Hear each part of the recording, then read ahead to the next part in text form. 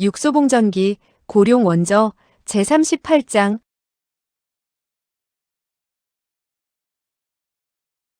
38. 서방옥나찰의 나찰패. 이 여인은 빙산이니 자네가 만약 그녀를 건드릴 생각이 있다면 손에 동상이 걸리지 않도록 조심해야만 한다네. 호박술, 투명한 수정잔, 하늘하늘거리는 녹색의 웃옷. 이 빙산 같은 여인이 그곳에 앉아 있었다. 바로 방옥비의 맞은편에 앉아 있었다. 빙산 위는 아주 미끄러우니 반드시 굴러떨어지지 않도록 조심하게. 방옥비는 미소를 지으며 육소봉에게 술잔을 건네주었다. 육소봉도 웃었다. 그것도 아주 크게 말이다. 방옥비는 말했다. 듣자 하니 자네는 아주 화가 났을 때도 잘 웃는다면서. 육소봉이 계속 웃었다. 방옥비의 웃음은 이미 쓴웃음으로 변했다. 자네가 나한테 화가 났을 거라는 건 아네. 하지만 난 이미 자네에게 충고했었네. 육소봉이 웃으며 말했다. 난 한 친구가 내게 충고하기를 빙산에 올라가지 말라고 했던 것을 기억하고 있다네. 그 친구는 방옥비라고 하지. 방옥비는 얼굴을 펴며 말했다. 나도 자네가 반드시 기억할 줄 알고 있었네. 육소봉이 말했다. 자네가 알고 있었다고? 설마 자네가 정말 그 방옥비라는 건가? 방옥비는 또 탄식하더니 쓰게 웃으며 말했다. 난 원래 다른 사람으로 분장하려고 했었네. 하지만 분장해 보았더니 전혀 비슷하게 되지 않더라고. 육소봉이 말했다. 자네는 최소한 육소봉으로는 변장할 수 있었잖나. 방옥비의 안색이 또 변했다. 쓴웃음조차 나오지 않는 모양이었다. 육소봉은 고개를 여인 쪽으로 돌리며 미소를 짓더니 말했다. 당신은 그 냉약상인가요? 방옥비가 돌연말을 가로막으며 말했다. 그녀는 냉약상이 아니네. 육소봉이 말했다. 자네는 이 여자가 누군지 알고 있나? 누구보다 자세히 알 걸세. 어째서? 왜냐하면 그녀가 태어날 때 내가 바로 그녀 옆에 있었기 때문이네. 이 여자가 바로 자네 여동생이라고. 이 사람이 바로 방옥향이야. 그들 사이에는 옷을 아주 잘 입고 태도가 아주 고상하며 풍채도 좋은 중년 남자가 한 사람 그들 남매 사이에 앉아 있었다. 이목구비가 뚜렷하고 입술은 붉고 이빨은 하얀 남자였다. 젊었을 때는 분명히 많은 사람들이 그를 여자애와 닮았다고들 했을 것이며 지금은 비록 나이는 많이 먹었으나 육소봉은 여전히 그가 여자아이를 닮았다고 생각했다. 이 사람은 미소를 짓고 있었다. 육소봉이 그를 보며 말했다. 이 여자가 방옥향이라면 당신은 혹 나모자가 아닙니까? 그렇다네. 하지만 당신은 왜 수염이 없지요? 검은 수염도 흰 수염도 붉은 수염도 파란 수염도 없지 않습니까? 자네에게는 봉황새가 있나? 없습니다. 육소봉에게 봉황새가 없어도 되니 나모자에게도 당연히 수염이 없을 수 있지 않나? 육소봉은 그를 한참 동안 쳐다보더니 쓰게 웃으며 말했다. 당신 말에는 비록 일리가 있기는 합니다만 전 당신 같은 사람을 왜 나모자라고 부르는지 아직도 그 이유를 모르겠습니다. 나모자가 말했다. 도박장을 여는 것은 결코 쉬운 일이 아니라네. 자네가 만일 다른 사람을 다스리지 못하면 다른 사람이 자네를 다스리려고 할 걸세. 나 같은 사람은 원래 이런 종류의 일을 해서는 안 되는 법인데 말야. 육소봉이 말했다. 다른 사람이 당신같이 고상하고 뛰어나게 생긴 사람을 보면 누구든 당신을 속이기 쉬운 사람이라고 생각해서 당신을 제멋대로 하려고 하기 때문이라는 겁니까? 나모자가 고개를 끄덕이며 탄식하며 말했다. 그래서 난 특별한 방법을 생각해낼 수밖에 없었지. 육소봉이 말했다. 어떤 방법이요? 나모자는 이 말에 직접 대답하지 않고 고개를 돌려 옷소매로 얼굴을 가렸다. 그가 고개를 돌리자 검푸른 얼굴에 이빨이 쑥 튀어나온 흉악한 모습으로 변해 있었고 거친 눈썹에 거친 눈, 거기에다가 입 주위에는 검으면서도 파란 빛을 내는 수염이 잔뜩 나 있었다.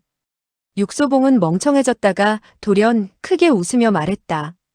이제서야 나모자는 과연 두 종류가 있다는 것을 알겠군요. 과연 실망스럽지 않습니다. 나모자가 웃으며 말했다. 육소봉은 과연 육소봉일세 그려. 과연 실망스럽지 않구먼. 무슨 말씀이신지.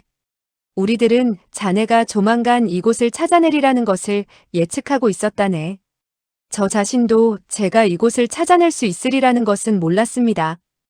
허나 자네는 결국 찾아냈잖나. 그건 그저 제가 운이 좋았기 때문에 개소리를 흉내내는 어린애를 만난 덕분이지요. 나모자가 말했다. 개소리를 흉내낼 줄 아는 애들은 아주 많다네. 육소봉이 말했다. 하지만 어떤 사람들은 개소리를 흉내내는 것 외에도 입 하나로 각양각색의 소리를 낼 수 있지요. 나모자가 또 웃으며 말했다. 내가 아는 사람 하나는 심지어 물 흘러가는 소리, 마차가 다리를 건너는 소리, 많은 사람들이 물건값을 흥정하는 소리까지도 정말 진짜처럼 똑같이 흉내낸다네. 육소봉이 말했다. 보아하니 그 사람은 성대모사뿐 아니라 보고도 할 줄 아는 모양이군요. 나모자가 웃으며 말했다. 자네가 그쪽에도 전문 지식이 많은지는 몰랐었네. 육소봉이 말했다. 100가지 일 중에서 80가지 정도는 전문적이지요.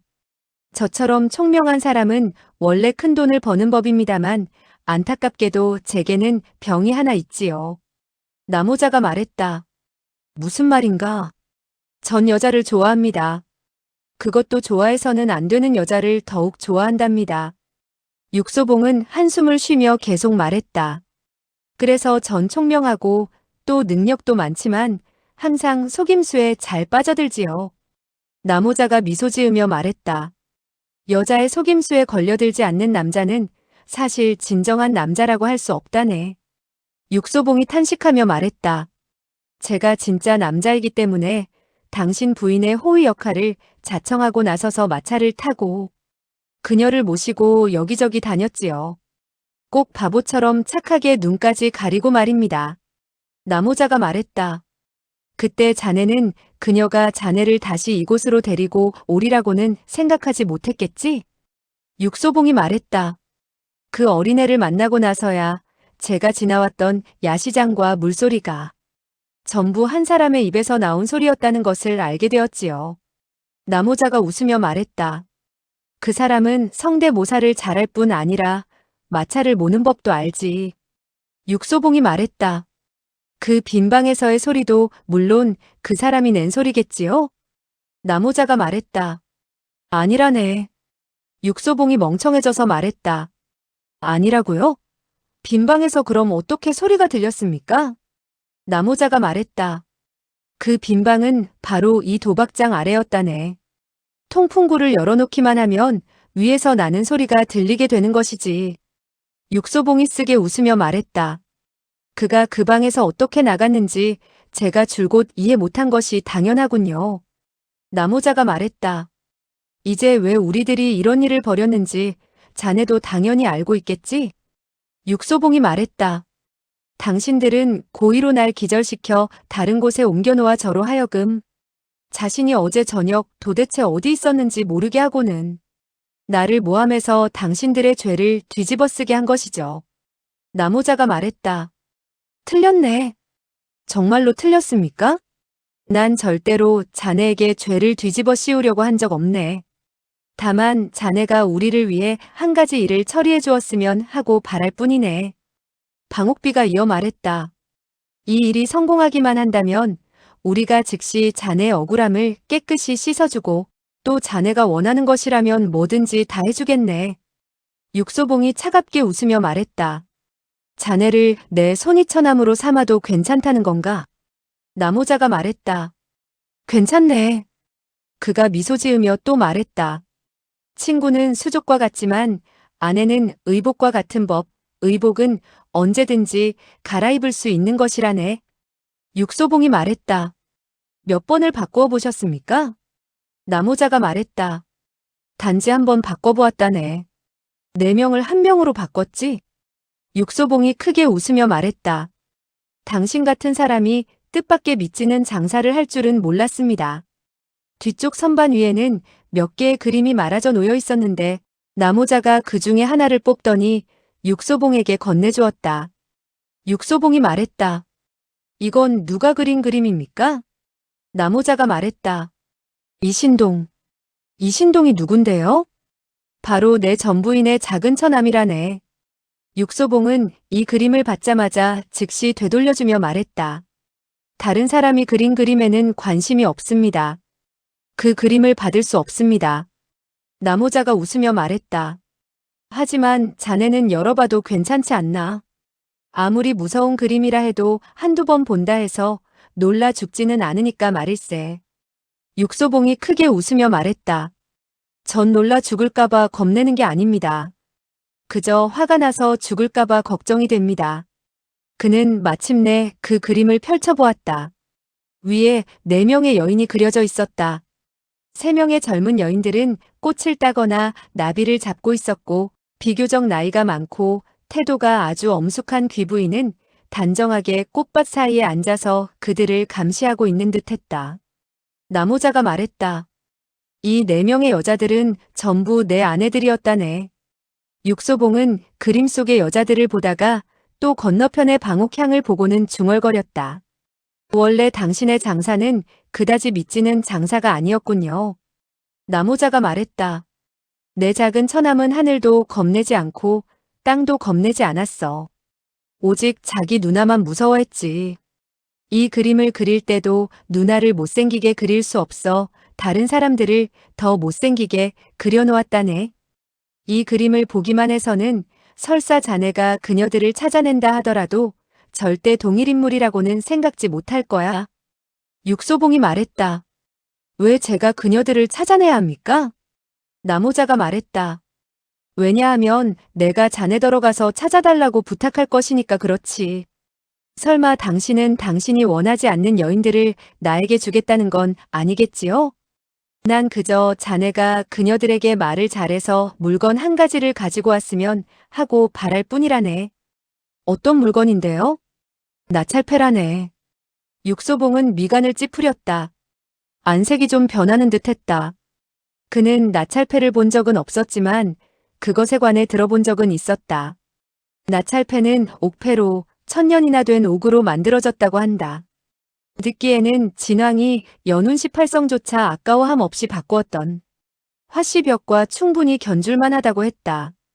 옥패는 결코 큰 것이 아니었는데도 정면에는 72천마 36지살이 새겨져 있고 뒤쪽에는 법문의 경전이 새겨져 있는데 일설에는 그것이 총 1000여자가 넘는다고 했다. 나모자가 말했다. 이 옥패는 그 자체만으로도 매우 귀중한 데다가 서방 마교의 보물이라. 이 세상의 마교의 제자들은 이 옥패를 보기만 해도 다들 교주가 왕림한 듯이 한다네. 육소봉이 고개를 끄덕이며 대답했다. 저도 압니다. 물론 자네도 알고 있겠지. 하지만 이 옥패가 어떻게 당신의 수중에 들어갔는지는 모르겠습니다. 어떤 사람이 내기에 완전히 져서 그렇게 되었지. 나에게 그걸 저당 잡히고는 50만 양이나 빌려갔는데 하룻밤 사이 완전히 날려버리고 말았다네. 육소봉이 웃으며 말했다. 정말 왕창 졌군요. 13년 동안 응구도방에서 가장 엄청나게 진 사람이 바로 그 사람이라네. 그때 당신은 그가 누군지 몰랐습니까? 난 그저 그 이름이 옥천보라는 것만 알았을 뿐이라네. 그가 바로 서방옥나찰의 아들이라고는 정말 꿈에도 생각지 못했지. 서방옥나찰은 도대체 어떤 사람인가? 남자인가 여자인가? 못생겼을까 아니면 잘생겼을까? 아무도 알지 못했다. 그의 진면목을 본 사람은 아무도 없었다. 그러나 사람들은 요 근래 무림에서 가장 신비스럽고 가장 두려운 자는 의심할 바 없이 바로 그 사람이라는 사실을 모두 믿고 있었다. 그 사람은 그 자체로서 신비스러울 뿐만 아니라 아주 신기하였고 세상에 무서운 교파로 알려진 서방마교를 세운 인물이기도 하였다. 육소봉이 말했다. 그때 그 사람은 혼자 왔었습니까? 나모자가 말했다. 혼자 오진 않았네. 그런데 처음 중원에 들어온 것 같았네. 젊은 사람이 외지에서 오랫동안 살다가 중원의 향락 생활을 통해 견문을 넓히게 될 줄 누가 알았겠는가? 육소봉이 말했다. 아마 처음 왔기 때문에 그렇게 한 번에 다 날린 모양이군요. 난 그의 내력을 안 후에 감히 그 옥패를 받지 않으려 했네만 그가 한사코 받으라고 했지. 그는 분명히 그 50만 양으로 도박할 생각에 급했겠지요. 그는 사실 별로 잃은 돈을 다시 따려고도 하지 않았다네. 정말 대단하게 잘도 잃었지. 도박을 좋아하는 사람은 도박을 좋아할 뿐 이기고 지는 것은 상관이 없는 법이지요. 하지만 도박할 돈이 없으면 도박을 하지 말아야 하는데 많은 사람들은 도박할 돈을 얻기 위해 부인까지도 전부 저당 잡히곤 하지요. 부인이야 저당 잡힌 대금을 갚든 말든 상관없는 케이스지. 문제는 이 옥패는 다시 찾아갈 수밖에 없는 물건이잖나. 그래서 난 이 옥패를 받은 후부터 어디다 보관해야 할지 걱정이 되어서 밤잠도 제대로 못 잤다네. 당신은 그것을 어디다 보관했습니까? 처음엔 내 침상 밑에 있는 철로 만든 비밀 금고 안에다 두었다네. 지금은요? 지금은 보이지가 않네. 당신은 그것을 누가 가져갔는지 알고 있습니까? 그 비밀 금고를 열 수 있는 사람은 단 2사람뿐이라네. 당신 외에 또 누가 있습니까? 이하라네. 바로 꽃밭 사이에 앉아 책을 보고 있던 사람 말입니까? 그녀가 내게 시집 온 지 벌써 10여 년이 넘었지만 그녀가 책을 들고 있었던 적은 단 한 번도 보지를 못했었네. 그런데 당신은 당신 마음대로 그녀를 내쫓아버렸죠. 난 그녀들 모두에게 5만 양씩이나 주었다네. 5만 양의 은자로 한 여인의 10여 년 청춘을 샀으니 정말 장사 한번 잘하셨군요. 나모자가 한탄하며 말했다. 나도 그녀들이 분명 불만을 가질 것이라고 생각은 했었다네. 그래서 육소봉이 말했다. 그래서 그 분풀이로 옥패를 훔쳐간 것이로군요. 나모자가 쓰게 웃으며 말했다. 하지만 그녀도 잔인한 짓을 하기는 나와 매한가지였네. 그녀는 내가 옥패를 건네주지 못할 경우 서방마교 문화의 사람들이 절대로 날 놔주지 않을 것이라는 것을 분명히 알고 있었으니 말일세. 사랑이 깊으면 원한도 깊어지는 법입니다. 아마 그녀가 당신의 목숨을 원할 수도 있겠군요. 난 그녀의 목숨을 원하지는 않네. 그저 그 옥패만 되찾았으면 할 뿐이지. 그녀가 어디에 있는지 알고 있습니까? 그녀는 이미 관문을 나갔다네. 처음엔 북쪽으로 가려는 것 같았으나 웬일인지 송화강변의 나팝소 북쪽, 동강시 부근에 머물면서 그곳에서 겨울을 날 준비를 하고 있는 듯하네. 벌써 10월인데 당신은 정말 나더러 그 먼 곳까지 가라는 겁니까?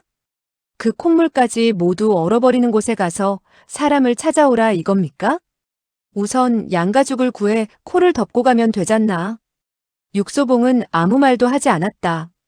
나모자가 짐짓 말했다. 자네에게 무슨 좋은 의견이 있다면 말해보게. 함께 의논해보자고. 육소봉이 가라앉은 목소리로 말했다. 할 말은 단 한마디입니다. 단 한마디뿐이라고. 그 한마디 말은 단 3글자뿐입니다. 3글자라고. 네, 바로 이 말이죠. 안녕히. 이 3글자의 말을 마치고 육소봉은 일어나서 가버렸다. 나모자는 뜻밖의 그를 막지도 않고 도리어 미소를 지으며 말했다. 자네 지금 곧바로 가려는 겐가? 멀리 못 나가네. 잘 가게. 그가 설사 전송하려 했다 해도 너무 늦어버렸다. 육소봉은 마치 쫓기고 있는 한 마리 토끼처럼 이미 문 밖을 뛰쳐나가버렸다. 문 밖에 2 남자는 여전히 나무 인형처럼 서 있었다. 방옥비가 방 안에서 탄식하는 소리가 들렸다. 이렇게 좋은 술을 마시지도 않고 그냥 가버리다니 정말 안타깝군요. 방옥향이 차갑게 말했다. 어떤 사람들은 천성이 비천해서 축하술은 마시지 않으면서 일부러 벌주만 마시려고 든다니까.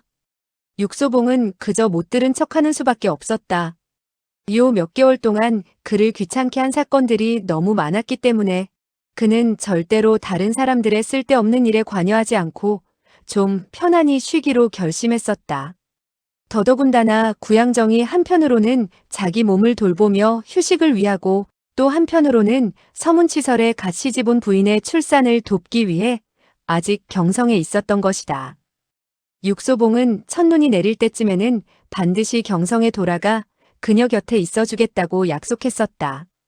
구양정의 그 정이 담뿍 담긴 눈을 생각하자 그는 내일 날이 밝는 즉시 경성으로 떠나야겠다고 결정했다. 육소봉은 큰 걸음으로 돌계단을 올라갔다. 위에 비밀문은 비록 닫혀 있었으나 그는 열 수 있는 자신이 있었다. 응구도방, 빙상 같은 미인, 철로 만들어진 빈방, 서방옥나찰. 육소봉은 이 모든 것을 악몽을 꾼 셈치기로 결심했다. 그러나 안타깝게도 이 사건들은 전부 꿈이 아니었다. 육소봉이 막 비밀문을 열려는 순간 바깥에서 누군가가 웃으며 말하는 소리가 들렸다. 어르신네들의 술과 도박할 돈은 제가 전부 지불하겠습니다요. 다른 어떤 사람이 차갑게 말했다. 자네가 지불하겠다고? 뭘로 지불하겠다는 건가? 이 사람의 목소리는 딱딱하면서도 신랄했고 크면서도 높은 목소리였다. 마치 입만 열면 욕을 해댈 기세였다. 육소봉은 한숨을 내쉬었다. 볼 필요도 없이 이 사람이 누구인지 알 수 있었다. 하지만 육소봉은 보고 싶은 마음을 참지 못하고 손가락으로 문 밖에 걸려있는 그 그림을 조금 열어제치고는 그 안을 살폈다. 그곳엔 옷에 괴수를 수놓은 녹포노인이 바로 입구 앞에서 뒷짐을 지고 서서는 눈빛을 빛내며 끊임없이 주위를 살피고 있는 것이 보였다. 그 바로 뒤에서 웃으며 떠들고 있는 것은 평소의 관리에 딱딱한 말투를 사용하던 양포두였다. 다시 옆쪽을 보니 다른 2명의 녹포 노인이 있었는데 역시 아주 엄숙하면서도 차가운 표정을 띠고 있었고 눈도 무섭게 빛나고 있었다. 양쪽 태양열이 마치 고무공처럼 높이 치솟아 있어서 잘 모르는 사람이 보아도 분명 그들의 내공이 예측할 수 없을 정도로 아주 높다는 것을 잘 알 수 있었다. 이 늙은 새 괴물은 어디서 튀어나왔을까? 육소봉은 가볍게 문을 끌어닫고 공중제비를 돌아 돌계단 밑으로 뛰어내렸다. 나무 인형 같은 남자들이 그가 되돌아오는 것을 보자 그들의 눈초리엔 비웃는 듯한 웃음기가 어렸다. 이번에는 육소봉이 그들을 전혀 못 본 채하며 목에 힘을 주고는 어깨를 으쓱대며 걸어 들어와서 큰 소리로 말했다. 빨리 술을 준비하시오. 축하주는 마시지 않고 벌주만 마시는 사람이 왔소이다. 술은 진작부터 준비되어 있었다. 육소봉은 한 번에 3잔을 마셨고 방씨 남매와 나모자는 그가 마시는 모습을 바라보고 있었다. 우린 당신이 돌아올 것이라는 것을 진작부터 알고 있었다네. 이 말을 그들은 입 밖에 내지 않았다. 아니, 입 밖에 낼 필요가 없었다. 육소봉은 3잔을 더 마시고 나서야 말했다. 이만하면 충분합니까? 나모자가 웃으며 말했다. 벌주가 정말 축하주보다 맛있습니까? 공짜 술이라면 전부 맛있지요. 그럼 제가 16잔을 더 따라드리지요. 좋습니다. 그는 뜻밖의 또 16잔을 마시고는 의자에 털썩 주저앉아 몽롱한 눈으로 멍청하게 나모자를 바라보더니 말했다. 당신은 정말로 서방옥나찰이 두렵습니까? 두렵네. 하지만 당신은 옥천보를 죽인 담력을 가지고 있지 않습니까? 난 그렇게 담이 크지 못하다네. 그는 내 손에 죽은 것이 아닐세. 뭐라고요? 나모자가 고개를 저으며 말했다. 하지만 난 누가 그랬는지 알고는 있다네. 자네가 날 위해 나찰패만 가져다 준다면 내가 자네 대신 그 살인범을 잡아서 세안사무에게 넘기겠네. 육소봉이 말했다. 세안사무라니요? 곤륜산 꼭대기 대광명경의 소천룡 동굴 안에 세안사무를 말씀하시는 겁니까? 나모자가 말했다. 그들이 그곳에 은거한 지 벌써 20년이 되었는데 어떻게 자네가 그들을 아나? 놀라운 일인걸. 저도 그들이 아직 살아있을 줄은 몰랐습니다. 그들이 지금 바로 서방옥나찰교의 호법 장로가 되어 있다는 것은 더욱 몰랐을 테지. 서방옥나찰 그가 그 3명의 늙은 괴물을 부하로 거느리고 있다는 겁니까? 정말 대단한 인물인가 보군요. 다행히 내게는 그를 상대할 방법이 있다네. 무슨 방법인데요? 먼저 나찰패를 찾아 그에게 돌려주고 다시 그의 아들을 죽인 살인자를 찾아 그에게 넘긴 뒤에 멀리 숨어서 다시는 그를 건드리지 않는 거라네. 맞아요. 그 방법이 유일한 방법인 것 같군요. 그러니 자네는 그다지 춥지 않을 때에 빨리 납합소에 가도록 하게나. 어서. 이하가 반드시 그곳에 있다고 확신할 수 있는 거죠? 그녀는 분명 그곳에 있네. 그걸 당신이 어떻게 압니까? 내게는 당연히 아는 방법이 있다네. 그곳에 가면 제가 그녀를 찾아낼 수 있을까요? 자네가 가겠다고만 하면 설사 그녀를 못 찾는다 해도 그녀를 찾는데 도와줄 사람은 있을 걸세. 그게 누군데요? 그곳에 가기만 하면 누군가가 자네에게 연락을 취할 걸세.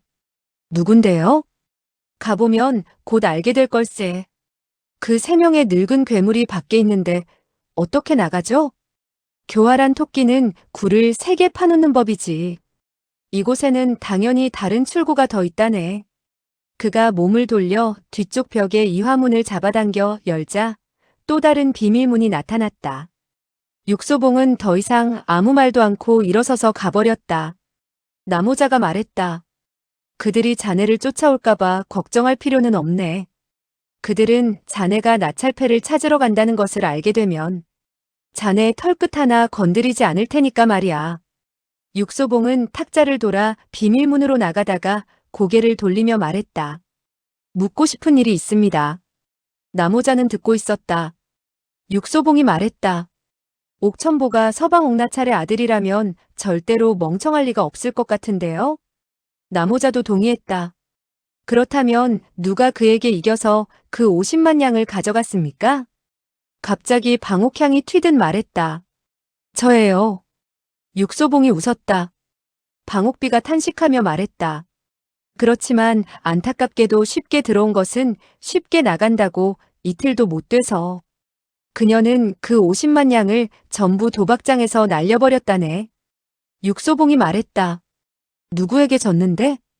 나모자가 말했다. 나에게 졌다네. 육소봉이 크게 웃었다.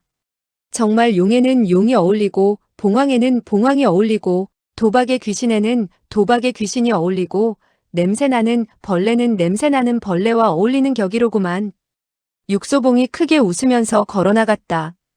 바깥에 문이 하나 더 있었는데 손으로 두드려 보니 탕, 탕하는 소리가 났다. 과연 철로 만들어진 문이었다. 다시 지하 통로를 걸어 돌계단을 올라가자 온 하늘에 가득한 별빛이 보였다. 별빛은 찬란했고 밤은 아주 깊어 있었다.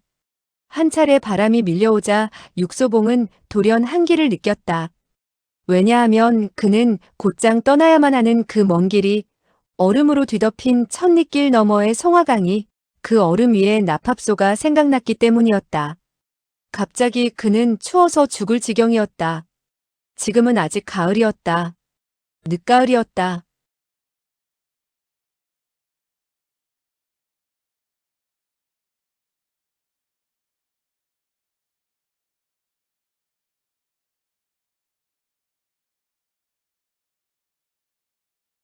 육소봉전기 고룡 원저 제39장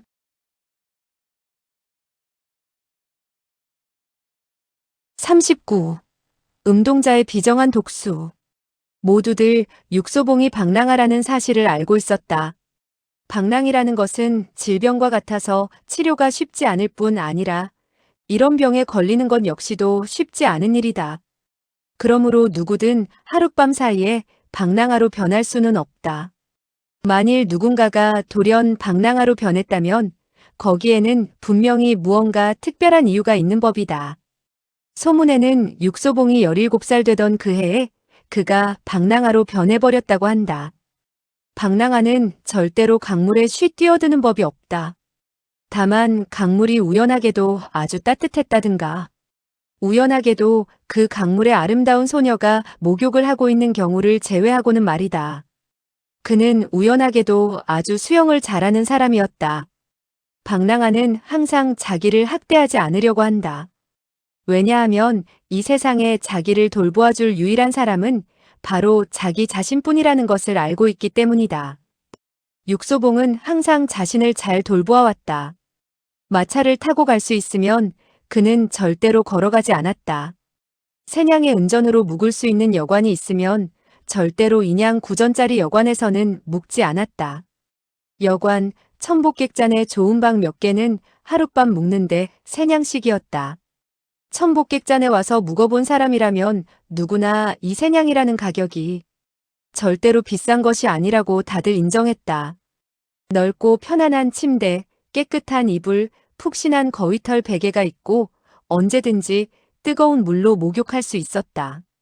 육소봉은 막 뜨거운 물에 목욕을 하고 편안한 저녁 식사를 마치고 잘 익은 주겹청 두근을 마시고서 이제 막 침상에 누워 있었다. 누구든지 만일 이런 상황에 처해 있다면 마땅히 해야 하는 한 가지 일이 있을 것이다. 바로 눈을 감고 잠을 좀 자는 것이다. 그런데 그는 눈을 감았으나 생각해야 할 일들이 너무나 많아서 잠을 잘 수가 없었다. 이 일에는 무언가 허점이 있기는 있는 듯 했지만 그는 전혀 생각나지 않았다. 눈을 감기만 하면 두 여인이 떠올랐다. 한 여자는 하늘거리는 녹색의 부드러운 옷을 입었고 아름다운 얼굴에 화장기라고는 전혀 없고 표정은 항상 차가운 바로 빙상 같은 여자였고 다른 여자는 봄날의 그 기운 같기도 하고 햇빛 아래의 샘물 같기도 한 부드럽고 이쁘고 사랑스러우면서 매력적인 사람이었다. 더욱이 그녀의 두 눈이 누군가를 볼 때면 한눈에 그의 혼을 빼앗아 갈 수 있는 듯 했다. 육소봉은 그녀가 정면으로 쳐다본 적이 없으므로 아직 혼을 빼앗기지는 않았다. 그러나 육소봉은 항상 그녀를 보고 있었다. 더군다나 요번 이틀 동안에는 거의 모든 시간에 그녀를 볼 수 있었다. 왜냐하면 그녀는 줄곧 육소봉의 뒤를 따라왔기 때문이었다. 마치 보이지 않는 줄이 그녀를 잡아 끌고 있다는 듯이. 육소봉은 남의 뒤를 미행해 본 적이 있었고 또 남에 의해 미행당해 본 적도 있었지만 동시에 뜻밖의 새 무리가 그의 뒤를 미행하는 일은 평생에 처음 있는 일이었다. 새 무리는 새 사람이 아니었다. 그 봄날 같이 부드러운 여자는 그 중에 한 명이었다. 첫 번째 무리는 그녀 혼자뿐이었다. 두 번째 무리는 5명이었다. 키가 큰 사람, 작은 사람, 늙은 사람, 젊은 사람이 뒤섞여 있었는데 말을 타고 검과 장도를 찼으며 하나하나가 전부 눈을 부라리며 사나운 표정을 띠고 있었다. 육소봉이 알아도 상관없다는 듯 했다. 육소봉은 그저 모르는 척하는 수밖에 없었다. 사실 그는 이 5명이 어떤 자들인지 정말 모르고 있었다. 왜 그를 미행하는지도 몰랐다. 세 번째 무리는 두건을 쓰고 유학자의 복장을 하고 큰 마차에 앉아 따라오는 3명의 훈장이었다. 시중 드는 화동도 있었고 차도구와 술병까지 가져오고 있어서 마치 야외로 소풍이라도 나가는 것처럼 보였다. 그러나 육소봉은 그들이 결코 야외로 경치 구경을 하러 가는 것이 아니라는 것을 잘 알고 있었다. 그들이 어떤 식으로 변장하고 있든 그는 그들을 알아볼 수 있었다. 왜냐하면 비록 그들이 옷으로는 잘 변장할 수 있다 해도 얼굴에 그 냉정하고 오만한 표정만큼은 바꿀 수 없었기 때문이었다. 이 3명의 훈장은 당연히 지금은 서방마교의 호법장로요. 예전에는 곤륜산 꼭대기 소천용 동굴의 세안사무였다. 육소봉은 그들을 피할 생각이 없었다. 그들도 그저 멀리서 그의 뒤를 따라올 뿐 절대로 따라잡으려 하지는 않았다. 왜냐하면 나모자가 이미 그들에게 다음과 같이 말해주었기 때문이다. 이 세상에서 만약에 당신들 대신 나찰패를 찾아올 수 있는 사람이 있다면 그 사람은 바로 육소봉이랍니다. 육소봉은 천복객잔에 투숙했지만 이 세 무리의 사람들도 천복객잔에 머물고 있을까? 그들은 육소봉에 대해 도대체 어떤 마음들을 품고 있을까? 오늘 밤 손을 쓸 생각들을 하고 있는 건 아닐까? 육소봉은 마음속으로 한숨을 쉬었다. 그는 결코 다른 사람이 그를 귀찮게 하는 것을 두려워하지는 않았지만 이렇게 두 눈을 멀쩡히 뜨고서 다른 사람이 귀찮게 하러 오는 것을 기다리고 있자니 씁쓸한 기분이 들었던 것이다. 그가 한숨을 막 쉴 때 밖에서 갑자기 누군가 문을 두드렸다. 왔군. 드디어 왔어. 어느 사람들이 왔을까? 뭘 하려는 걸까? 육소봉은 아예 침상에 누워 움직이지도 않고 물어보지도 않고 큰 소리로 말했다. 들어오시오. 문이 열리고 들어온 것은 심부름꾼이었다. 육소봉은 비록 긴장이 좀 풀렸으나 실망도 느꼈다. 그는 다른 사람이 자기를 귀찮게 하는 걸 겁내지 않았을 뿐만 아니라 어떤 때는 심지어 다른 사람이 그를 좀 귀찮게 했으면 하고 바랄 때도 있었던 것이다. 심부름꾼은 비록 입으로는 찬물을 더 가져왔다고 말하고 있었으나 태도가 좀 수상해 보였다. 한편으론 찬물을 따르면서 어색하게 머뭇거리며 말했다. 날씨가 너무 춥지요. 마치 섣달 금은밤 같습니다요. 육소봉은 이 녀석이 분명 뭔가 할 말이 있음을 짐작했다. 심부름꾼이 또 이어 말했다. 이렇게 추운 날에는 혼자서는 잠드시기 힘들 겁니다요. 자네가 날 위해 여자를 하나 보내주려는가? 손님께선 여자가 있었으면 좋겠습니까? 당연히 원하는 바지만 어떤 여자인지 봐야 하는 것 아닌가? 심부름꾼이 실눈을 뜨고 웃으며 말했다. 다른 여자에 대해서라면 제가 감히 이러쿵저러쿵 말할 수 없습니다만 이 여자는 손님께서 아주 만족하실 거라고 제가 보장하겠습니다요. 왜냐하면 뭔가?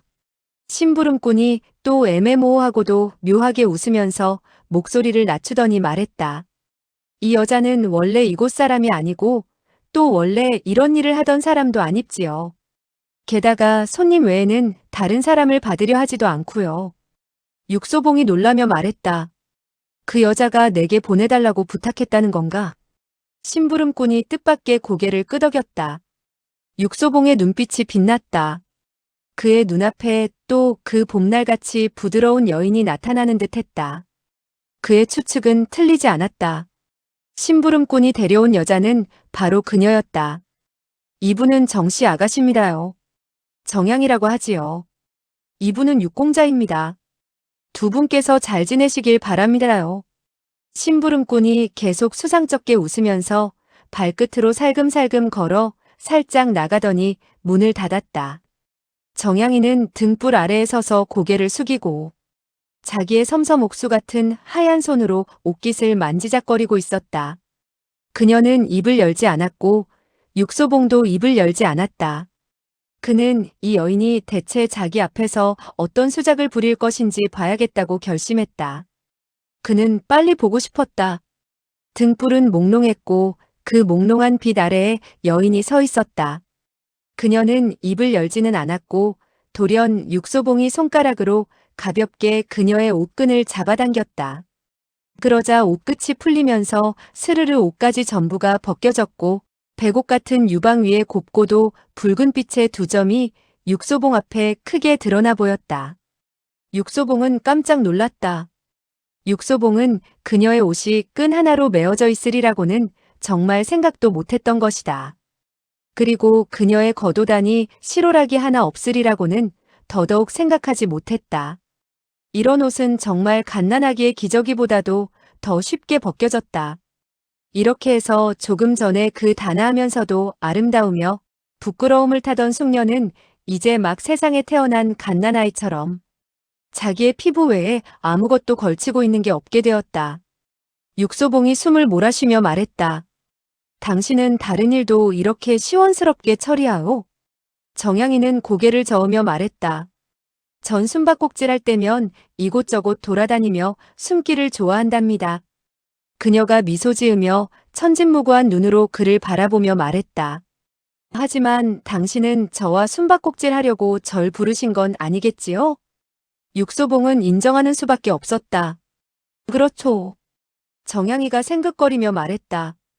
저도 당신을 모시고 숨바꼭질을 하러 온 건 아니에요. 육소봉이 쓰게 웃으며 말했다. 나도 안다오. 정양이가 부드럽게 말했다. 제가 무엇 때문에 왔는지 당신은 알고 계시고 저도 당신이 무엇을 원하는지 알고 있는데 우리는 왜 이리저리 돌아다니며 숨바꼭질하듯 이러고 있는 거지요? 그녀는 아리답고도 매혹적으로 웃었다.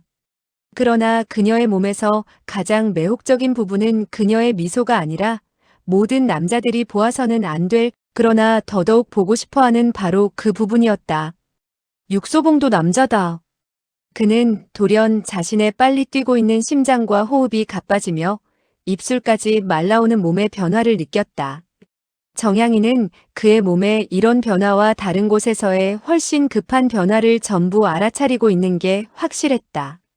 전 당신이 대단한 남자라는 것을 알아요. 당신은 분명 숨바꼭질 따위에는 흥미가 없을 것이라는 것도요.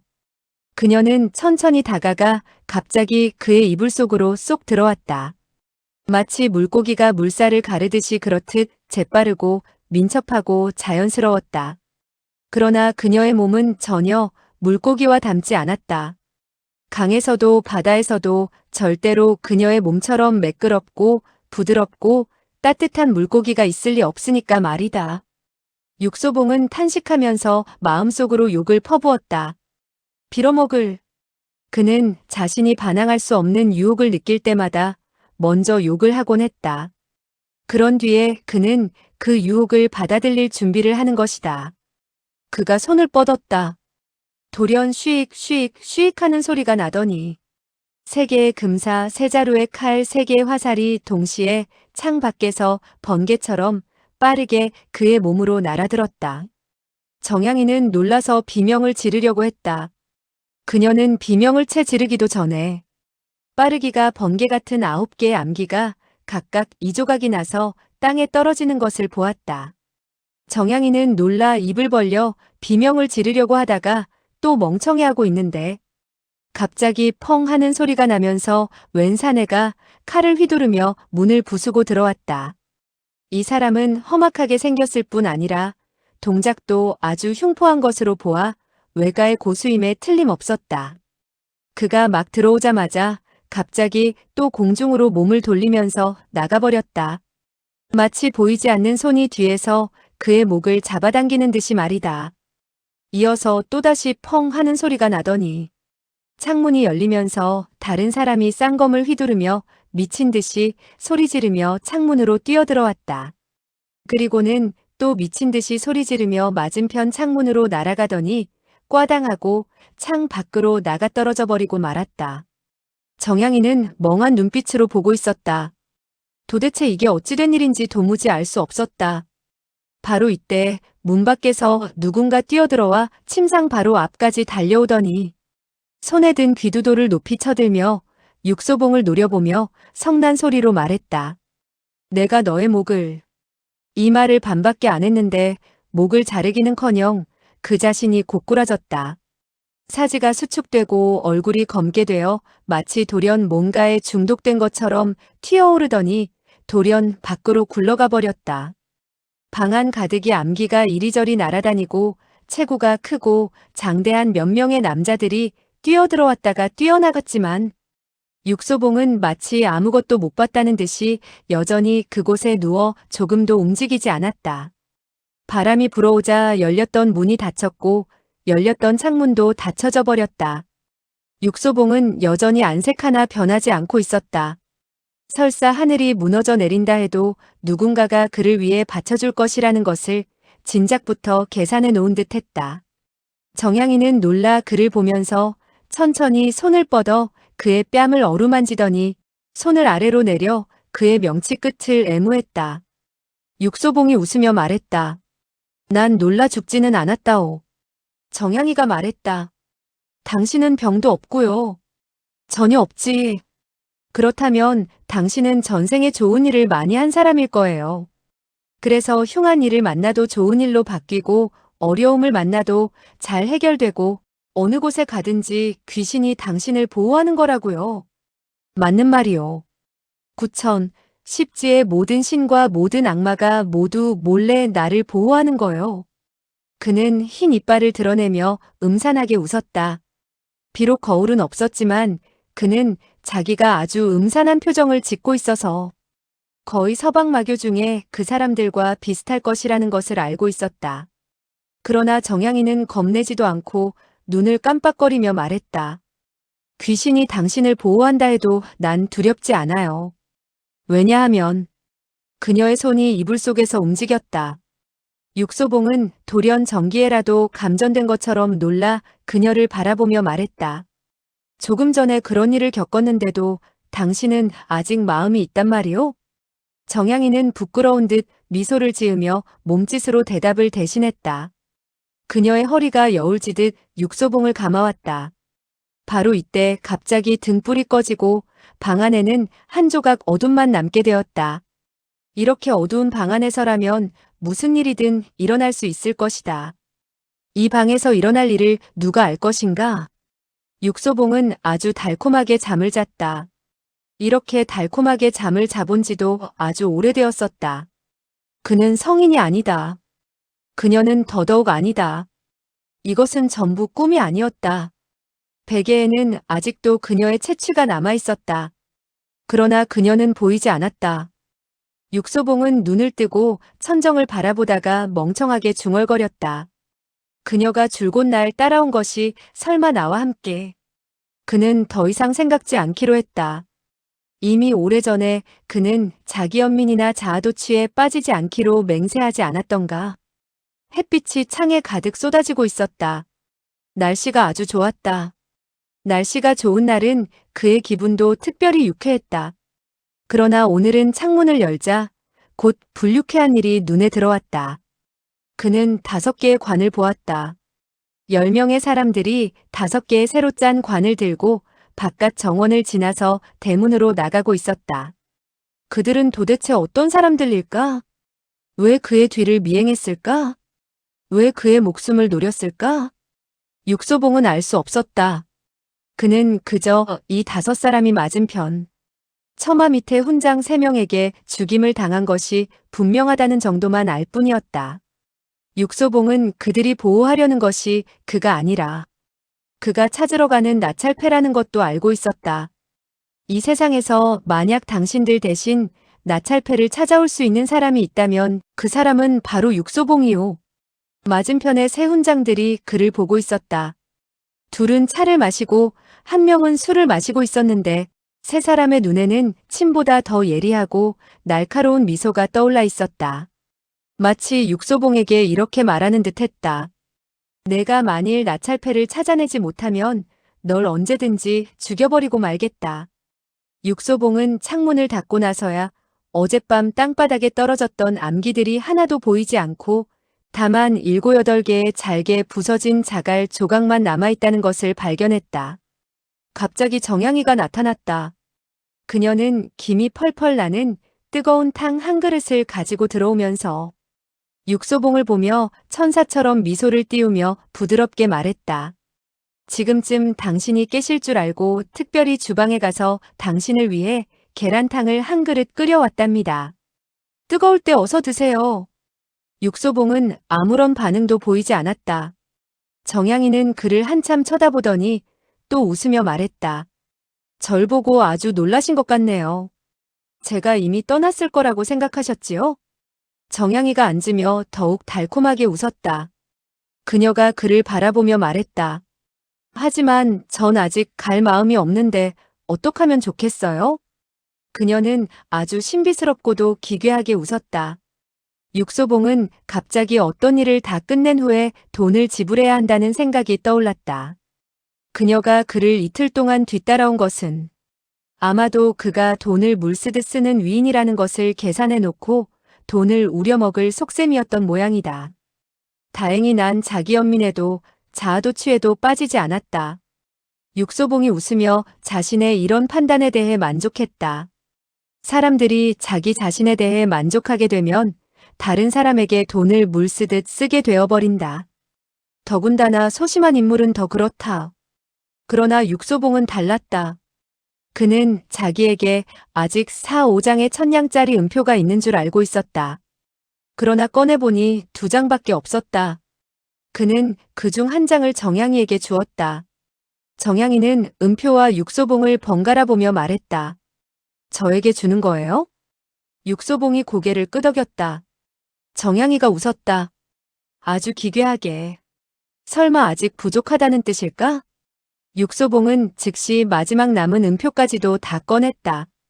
이것은 그의 전 재산인데 다 써버리면 어쩌자는 것일까? 그러나 그런 것에 대해서는 아예 생각도 하지 않았다. 정향이는 또 음표와 육소봉을 번갈아 보더니 돌연품에서 1000냥짜리 음표를 50장이나 꺼냈다. 육소봉이 말했다. 나에게 주는 거요? 정향이는 말했다. 당신에게 전부 드릴게요. 육소봉이 멍청해졌다. 마치 하품하고 있는데 갑자기 공중에서 파리가 입안에 떨어진 듯한 표정이었다. 그는 여태껏 이상하고 괴이한 일들을 수도 없이 겪어보았지만 이렇게 그를 놀라게 하는 일도 없었다. 정향이가 물었다. 부드러운 밥을 먹는 사람이 무슨 말인지 알고 있나요? 육소봉이 고개를 저었다. 정향이가 말했다. 이 세상에서 가장 오래된 돈 버는 방법이 무엇인지 아세요? 육소봉이 고개를 끄덕였다. 그 방법으로 돈을 버는 여자를 보통 매춘부라고 하지요. 육소봉이 말했다. 그렇다면 그런 방법으로 돈을 버는 남자를 부드러운 밥을 먹는 사람이라고 한다는 거요? 정향이가 웃으며 말했다. 당신이 총명하다는 걸 이제야 알겠군요. 금세 알아맞히니 말이에요. 육소봉의 얼굴이 붉어졌다. 얼굴에 나타난 표정이 마치 강제로 냄새나는 오리알을 입에 쳐넣게 된 것처럼 변했다. 정향이가 그를 보며 키득키득 웃더니 입을 열었다.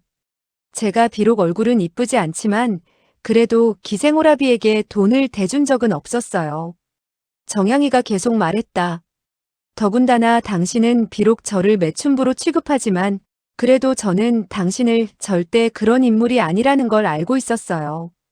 육소봉은 긴장이 좀 풀렸다. 그리고 마음속으로는 뜻밖의 아주 감격하고 있었다. 이 5만 냥의 은자는 제가 당신께 드리는 것이 아니에요.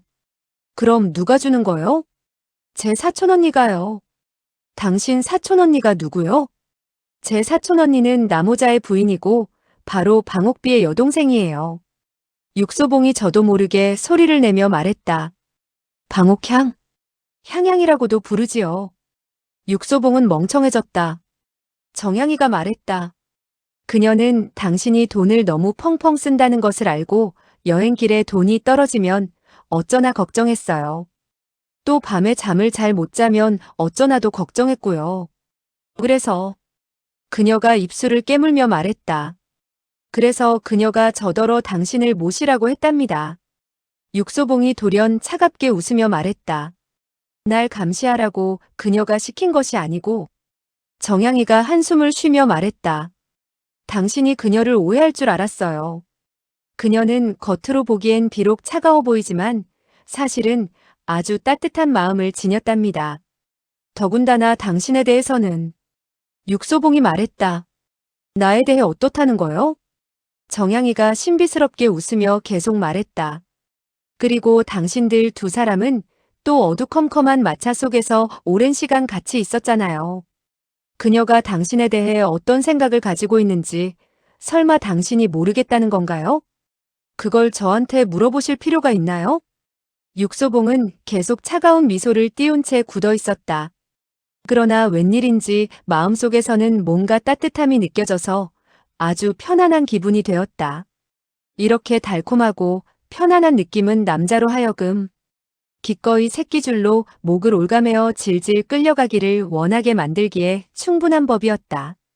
따라서 육소봉이 천복객잔을 나설 때는 음표가 50여 장이 더 늘었고 그의 뒤를 쫓아 미행하던 사람들은 6명이 줄어 있었다.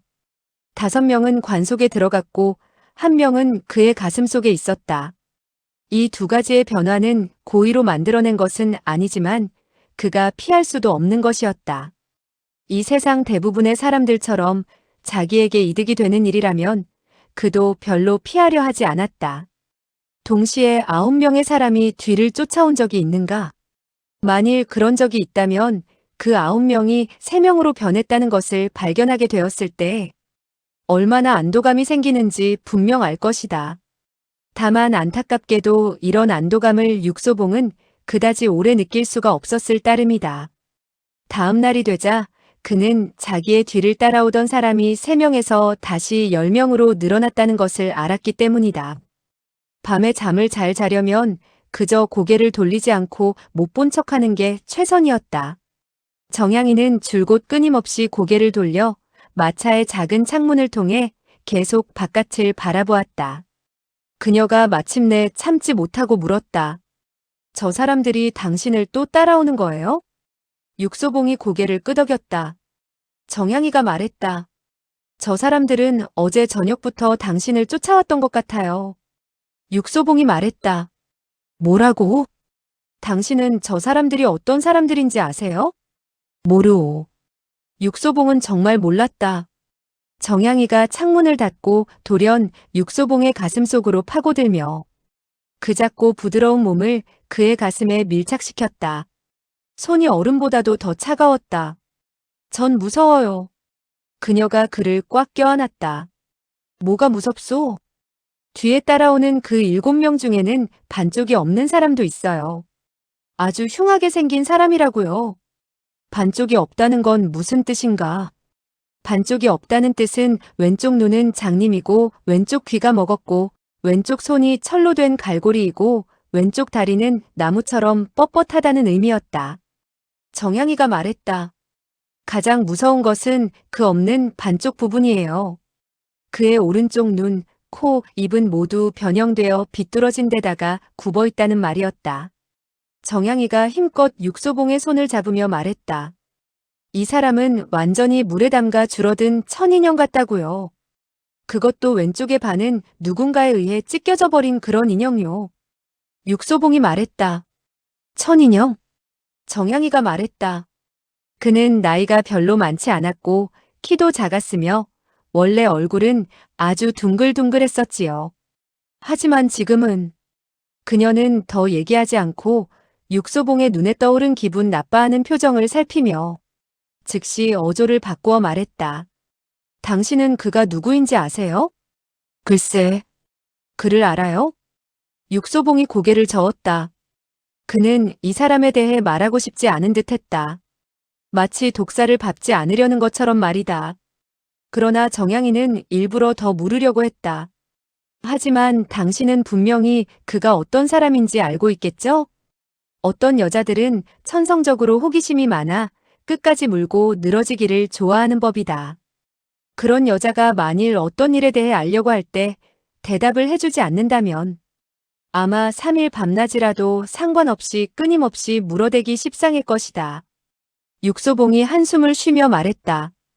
그는 원래 음양동자라고 불렸지만 사공적성을 만난 후부터는 이름을 바꾸었지. 정향이가 물었다. 이름을 뭐라고 바꿨는데요? 음동자. 정향이가 눈을 깜빡이며 웃더니 말했다. 그가 원래 음양동자라고 불리웠다니 분명 원래는 남자도 아니고 여자도 아닌 음양인이었던 모양이군요. 그렇소. 정향이가 짐짓 부끄러워하며 말했다. 그렇다면 사공적성이 그의 남성을 손상시켜서 그저 음동자라고 부를 수밖에 없게 된 게 아닌가요? 맞아요. 왜 사공적성은 아예 그를 죽여버리지 않았을까요? 사공적성은 살인을 잘하지 않는다오.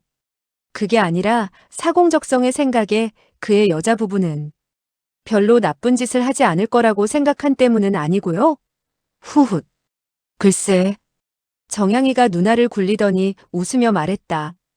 저는 가끔 음양인을 직접 보고 싶을 때가 있었어요.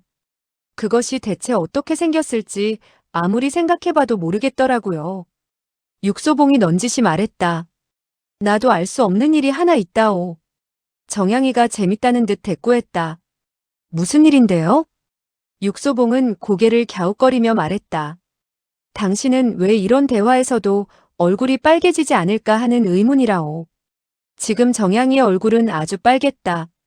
부끄러움을 타서가 아니라 방금 전에 뜨거운 물로 목욕을 하고 나왔기 때문이었다. 여관, 길상객잔의 방도 하룻밤 묵는데 은자 세냥이었고 밤낮 가리지 않고 뜨거운 물이 제공되었다. 그녀는 한 손으로는 머리를 틀어올리고 또 한 손으로는 수건을 들고서는 복도 끝에 욕실에서 걸어나와 엉덩이로 방문을 툭 쳐서 열어제치고는 애교스럽게 웃으면서 말했다. 이곳은 너무 비싸서 장사가 잘 안 되나 봐요. 사람이 하나도 없으니 말이에요. 그러니 저랑 함께 목욕해요. 네. 육소봉은 정향이의 말을 듣지 못했다. 그는 작은 나무 상자 하나에 완전히 정신을 빼앗기고 있었다. 이 상자는 네모난 탁자 위에 놓여 있었는데 윗면에는 아주 정교한 꽃무늬가 새겨져 있었고 테두리에는 금박으로 둘러져 있었다. 귀부인들이 보석을 담아두는 그런 상자와 비슷했다.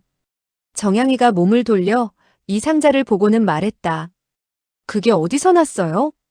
육소봉이 말했다. 심부름꾼이 가져온 것이라오. 누가 당신에게 보내온 거죠? 모르겠소. 상자 안에는 뭐가 들었어요? 정향이가 다가와서 말했다. 왜 상자를 열어보지 않는 거예요? 설마 안에서 독사라도 튀어나올까봐 겁나서 그러고 있는 거예요? 육소봉이 말했다. 난 그저 안에서 당신같이 아름다운 여인이 튀어나올까봐 걱정하고 있었다오. 정향이가 그를 한번 노려보더니 또 웃으며 말했다. 난 안에서 남자가 튀어나왔으면 좋겠어요. 그것도 당신 같은 남자 말이에요. 그녀는 상자를 열더니 표정이 곧 굳어져 버렸다. 놀라서 몸이 다 뻣뻣해진 것처럼 보였다. 나무 상자에 들어있는 것은 100여 개의 음산한 이빨과 5개의 검은 띠였다. 피가 묻어있는 검은 띠였다. 이에는 이, 피에는 피. 정향이는 이빨을 떨면서 간신히 말했다. 이건 사람의 이빨이에요? 육소봉이 고개를 끄덕였다. 그의 안색도 새파랗게 질려 있었다. 정향이가 말했다. 이 5개의 검은 띠는 또 무슨 의미죠? 육소봉이 말했다. 모르겠소. 정향이가 한숨을 쉬며 말했다. 당신은 뭐든지 다 모르는 것 같군요. 아는 게 한 가지 있기는 있소. 말해보세요. 남자들의 일에 대해서 여자들은 너무 상관하지도 말고 너무 물어보지도 않는 것이 가장 좋다는 사실이요. 이번에는 뜻밖의 정향이가 착하게 앉아서는 입을 다물며 고분고분 따랐다. 그러나 이것은 그저 그녀가 너무 놀란 탓에 따른 것뿐이었다. 그녀는 어느 정도 기력을 회복하고 나서 또 말했다. 오늘 당신을 쫓아오던 그 7명은 몸에 이 검은 띠를 메고 있는 것 같았어요. 육소봉은 얼굴을 굳혔으나 마음속으로는 그녀의 관찰력이 아주 뛰어나다는 데에 대해 감탄하지 않을 수 없었다. 여자는 천성적으로 남자보다 세심한 것 같았다. 더군다나 이렇게 끝까지 물고 늘어지기를 좋아하는 여자라면 더더욱 그러했다. 정향이가 말했다. 오늘 그 7명이 설마 어젯밤에 죽은 그 5명과 한패는 아닐까요? 육소봉이 그녀를 보더니 돌연 말했다. 당신은 내 일에 간섭하기로 결심했나? 정향이가 생긋거리며 말했다. 적어도 우리가 낯선 관계는 아니라는 걸 당신도 인정하시죠? 육소봉이 말했다. 그렇다면 나 대신 한 가지 일을 해주시오. 정향이가 말했다. 무슨 일이요? 그녀의 얼굴이 흥분으로 발그레해졌다. 마치 시장에 데려가 주겠다는 얘기를 들은 꼬마 여자애 같았다. 이것은 육소봉이 처음으로 그녀의 얼굴이 빨개지는 것을 보는 순간이었다. 그는 갑자기 그녀가 얼굴이 빨개질 때면 사람을 교묘히 유혹하던 그 눈이 어린애처럼 아주 천진무구하게 변한다는 것을 발견했다. 육소봉은 그녀를 한참 동안이나 뚫어지게 쳐다보면서 얘기를 해야겠다고 생각했다. 지금 그는 잔인한 마음을 먹어야만 했다. 이 여자를 이렇게 쳐다봐서는 안 되었다. 그래서 그는 즉시 목소리를 가다듬고 최대한 냉정한 목소리로 말했다. 이 상자를 나 대신 맞은편에 갖다 주고 오시오. 정향이가 놀라 소리를 질렀다. 뭐라고요? 육소봉이 말했다. 이 상자를 맞은편에 갖다 주고 오란 말이오. 왜냐하면 그 5명을 죽인 진짜 살인범이 바로 저 맞은편에 있으니까. 정향이가 놀라 그를 바라보았다. 그녀의 안색이 백지장처럼 하얗게 질려버렸다. 당신이 만일 이 일조차 겁나서 못하겠다면 뭐 때문에 남의 쓸데없는 일에 참견하려고 들었소? 정향이가 이빨을 깨물고 탁 하고 상자를 닫더니 눈을 감고 그것을 들고는 고개도 돌리지 않고 뛰어나가 버렸다. 육소봉은 고의로 그녀를 쳐다보지 않는 척했다. 그는 돌연 자기의 심장이 확실히 옛날보다는 강해졌음을 느꼈다. 그와 같은 강호의 방랑자로 말하자면 이것은 의심할 여지 없이 좋은 현상이었다. 다만 그의 마음 한구석은 여전히 좀 괴로웠다. 여자에게 죽은 사람의 이빨이 가득 든 상자를 들고 3명의 잔인한 살인자들에게 전해주고 오라고 시키는 것은 정말 견디기 힘든 일이었다. 하지만 난 반드시 그들에게 이 일을 알려야 한다. 그는 마음속으로 다짐했다. 난 그녀더러 가라고 할 수밖에 없었다. 그 3명의 괴물은 자기네 신분도 있고 하니 절대로 여자를 괴롭히지는 않을 거야. 그의 마음이 좀 평안을 되찾기 시작하자 그제서야 그는 좀 더 일찍 생각했어야 하는 일들을 생각하기 시작했다. 이 사람들은 대체 나와 무슨 깊은 원한이 있는 것일까? 왜 이렇듯 고생하면서 내 뒤를 쫓아와 날 죽음에 빠뜨리려고 하는 걸까? 왜 그들은 모두 몸에 검은 띠를 메고 있을까? 그들은 대체 어느 비밀 조직에 속해 있는 것일까? 검은 띠, 검은 허리띠. 육소봉은 고개를 숙이고 자기의 허리띠가 무슨 색인지 보려다가 자기가 신고 있던 흰 양말을 먼저 보았다. 그는 즉시 붉은 신발과 청이루가 떠올랐다. 그 놀라웠던 지난 일들을 이제 생각해보니 그다지 대단할 게 없는 것처럼 느껴졌다. 지금 가장 무서운 것은 바로 검은 띠였다. 음동자 같은 사람까지도 부하로 속해 있는 걸로 봐서 이 조직은 아주 엄밀하고도 무서운 것임을 알 수 있었다. 육소봉이 막 기억을 더듬어 이 조직의 내력을 생각해보려는 순간 정양이는 빈손으로 되돌아왔다. 상자는 그들에게 주었나? 그래요. 그들이 무슨 말을 했소? 아무 말도 하지 않았어요. 정양이가 여전히 굳은 얼굴로 말했다. 왜냐하면 그들이 아예 없었기 때문이죠. 난 상자를 그들의 서동에게 전해주고 왔어요. 서동도 그들이 어디에 있는지 모르던가. 정양이가 고개를 돌리며 돌연 차갑게 웃으며 말했다. 당신이 상자를 어디로 보내든 상관없이 그 음양이는 당신을 찾아오고 말 거예요. 육소봉이 말했다. 왜냐하면 지금 내가 그를 찾아갈 것이니까. 정양이는 놀라서 비록 겉으로는 여전히 화난 척을 해도 눈에는 관심과 애정의 빛을 보이고 있었다. 그들이 몇 명인지 알고나 있는 건가요? 7이지. 7명이면 손이 14개라는 사실도 알고 있어요? 나도 계산할 수 있다오. 하지만 당신은 손이 2개밖에 없잖아요. 육소봉이 웃으면서 말했다. 내 손이 금같이 귀한 손이요? 철왕금보다도 못한 손이요? 당연히 금같이 귀한 손이지요. 그러니 손 한 쌍이 어떤 때는 14개의 손만큼 쓸모가 있을 때도 있다오. 정양이는 그가 몸을 돌려나가는 것을 보고 있다가 막문을 나서려 할 때 갑자기 또 물었다. 살아 돌아올 자신이 있나요? 육소봉은 웃었다. 어느 정도 자신이 있어요? 육소봉이 고개를 돌리며 말했다. 당신이 왜 그렇게 자세히 묻는 거요? 정양이가 얼굴을 굳히며 차갑게 말했다. 당신 스스로 이겨낼 자신이 없다면 은표를 놔두고 가세요. 그래야 설사 내가 과부가 된다 해도 돈 있는 과부 노릇을 할 수 있을 것 아니에요.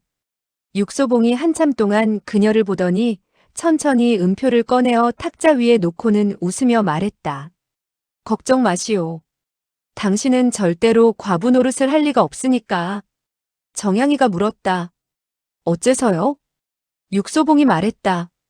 왜냐하면 자신하건대 이 세상에는 감히 당신을 아내로 맞을 수 있는 사람이 없기 때문이요. 육소봉은 마치 산보라도 나가는 것처럼 옷도 잘 여미지 않고 그냥 성큼성큼 가버렸다. 그녀는 왜 은표를 놔두고 가라고 했을까? 그가 살아 돌아올 것이라는 자신감이 그녀에게는 없었기 때문일까? 그 음동자는 대체 얼마나 무서운 사람일까? 정양이는 탁자 위에 은표를 보다가 돌연 한숨을 쉬며 중얼거렸다. 당신이 만일 돌아오지 않는다면 설사 내가 과부 노릇을 할 리 없다고는 해도 누군가는 호라비 노릇을 하게 될 거예요.